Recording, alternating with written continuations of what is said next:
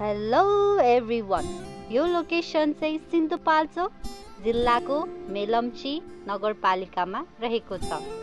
यो चाहिँ घुम्नको लागि तपाईहरुले यदि एकदम रिफ्रेशमेन्टको लागि कुनै राम्रो डेस्टिनेसन खोजिराख्नु भएको छ भने यो गुफा डाँडा भन्ने प्लेस चाहिँ one of the best destination रहेको छ। यहाँ हजुरहरु जानको लागि धेरै दुःख पनि गर्नु पर्दैन, किनभने यहाँ 4 पाङ्ग्रे गाडीदेखि लिएर 2 पाङ्ग्रे सवारी साधनसम्म जान्छ।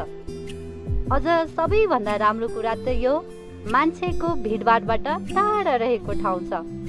यसको अल्टिट्युड पनि यति माथि छ कि हजुरहरूले यहाँबाट हिमाल, डाँडा, रमाइलो सुन्दर वातावरण हेर्न रमाइलो तरिकाले सक्नुहुनेछ।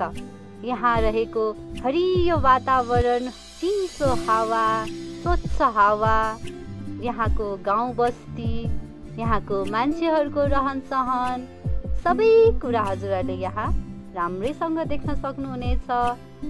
तपाईहरुलाई यहाँ आउनको लागि धेरै टाढा पनि हैन। अब काठमाडौँ बस्नेहरुको लागि त जस्ट 62 किलोमिटर मात्र टाढा रहेको छ गुफा डाँडा। हजुरहरूले एकचोटि आउनु भएपछि फेरि पनि आइराख्नु मन हुनेछ। हजुरहरू यहाँ आउनुस्, भिडियो बनाउनुस्, पिकनिकै मनाउनुस्। यहाँ आएपछि हजुरहरूले सुन्दर स्वर्ग जस्तो महसुस गर्नुहुनेछ। सो एकचोटि भिडियो आफै पनि हेर्नु होला, इन्जोय गर्नु होला, अनि हजुरहरूलाई आउन मन लाग्यो भने भिजिट गर्नु होला। Thank you so much for watching the video.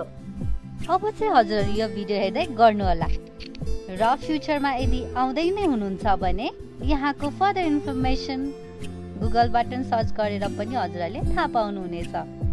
So for that moment, enjoy this video. Thank you.